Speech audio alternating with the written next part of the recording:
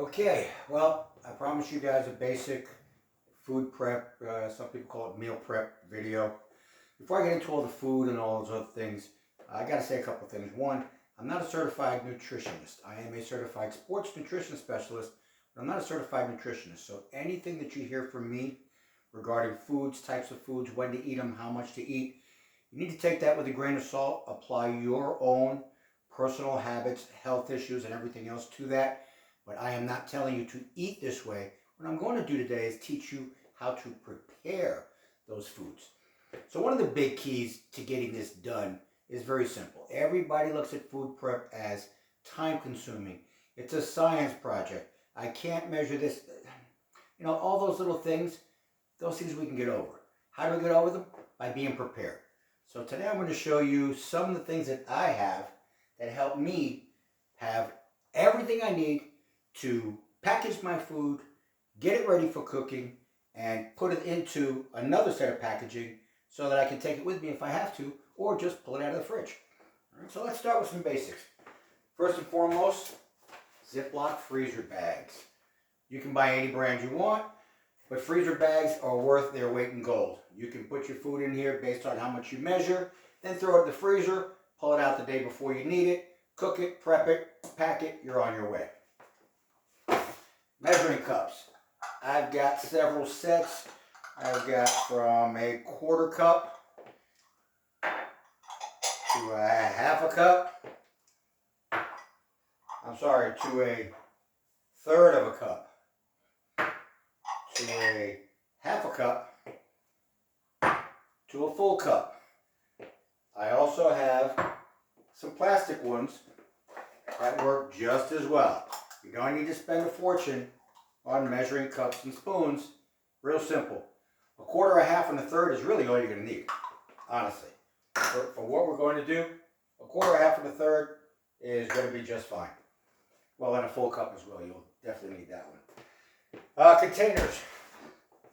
These lock and locks are phenomenal. Inside this one, I have all of my chopped spinach. When I'm ready to break it out, I'll break it off, wait, do what I got to do, put it in the package, and roll. Whenever you go out to eat and you get containers that they give you with your food, don't throw them away. It'll save you some money down the road. This was from Olive Garden, but it holds all my pineapple. 2 ounces of pineapple with several meals works just great for me. Another lock and lock.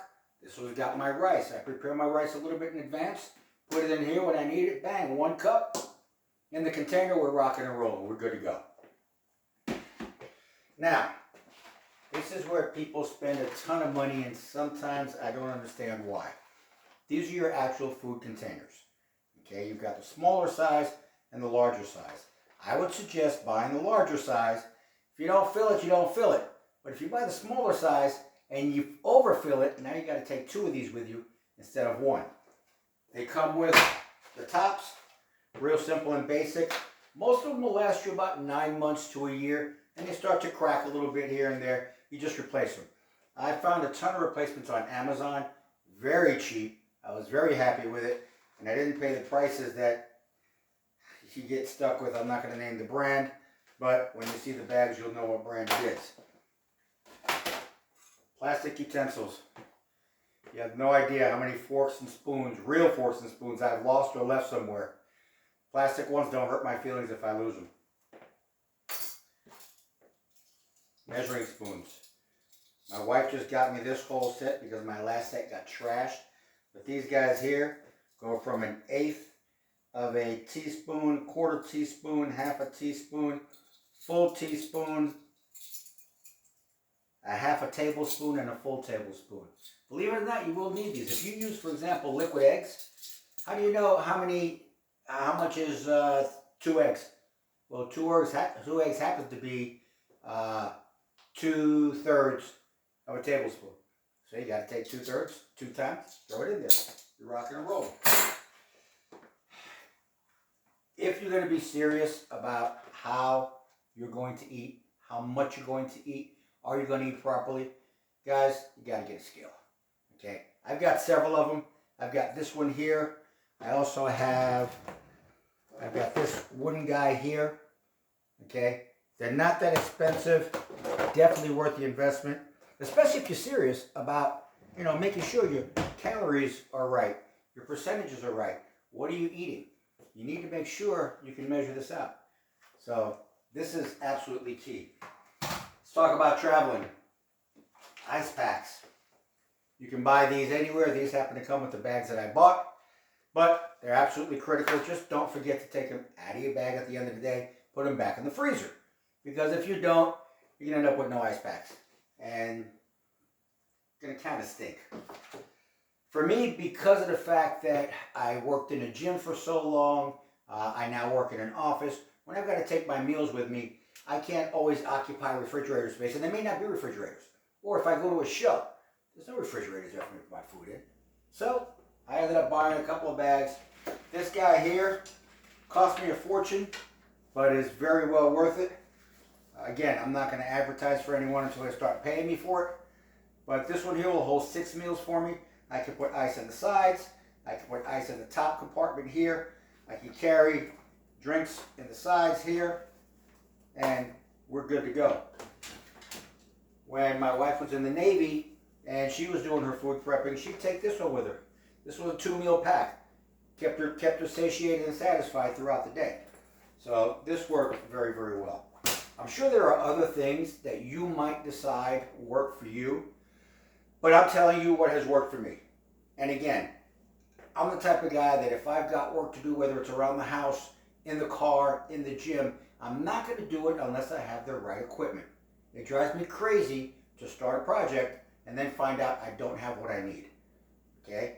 I've pretty much mastered my food prep. It's done every Sunday. It takes me maybe an hour and a half, 2 hours. And that preps for the whole week. During football season, I'd be done before halftime of the first game. Okay, I'm listening to the game, cooking over here, packing over there, putting things together, rocking and rolling, and I'm ready for the week. Okay? Your biggest enemy in getting to where you want to be is going to be not being prepared with the nutrition that you need to have. I hope this helps. My next video is going to be basically, we're going to talk about how to pack the foods. Where do we put them? How do we put them? What do I freeze? What do I not freeze? What do I cook in advance? What do I not cook in advance? How long does stuff stay? A lot of times you cook way too much too soon and you find out you're throwing away. Just today I threw away 4 salmon meals. 4 great, beautiful salmon steaks with green beans in them because I thought I was going to need the salmon meals, didn't need them, and realized they're still sitting there. So they had to go. That's a lot of money. Okay? If you're going to eat right, it's going to cost you. One other thing I wanted to bring out to you guys, some of us can eat everything as plain as possible.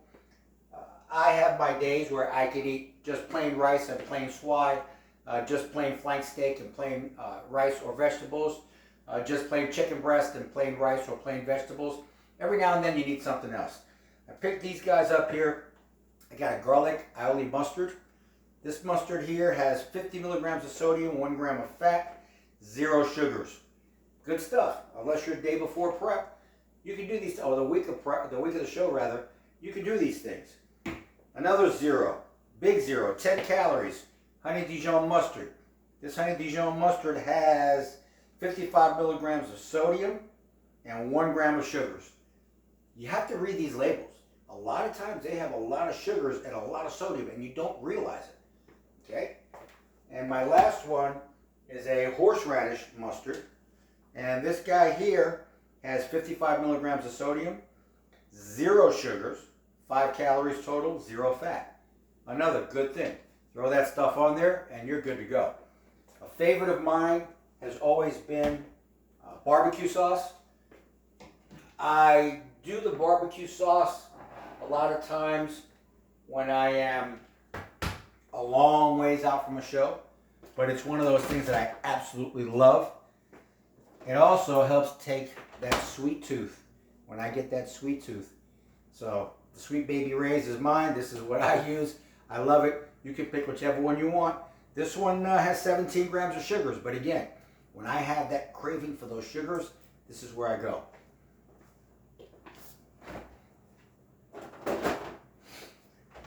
Okay, if you have any questions, DM me. I will answer every question that comes in to the best of my ability. If you don't, start getting yourself prepared. You're going to have a week before I start talking about the foods. So start getting prepared. Be ready to go. I'm not going to teach you how to cook it. I'm sure most of you already know how to cook. Plus, there's a beautiful thing called a microwave.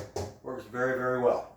All right, but I am going to teach you how to break it down, how to package it so that it lasts for you. You don't waste your money on food, and you're getting the right foods that you need to have.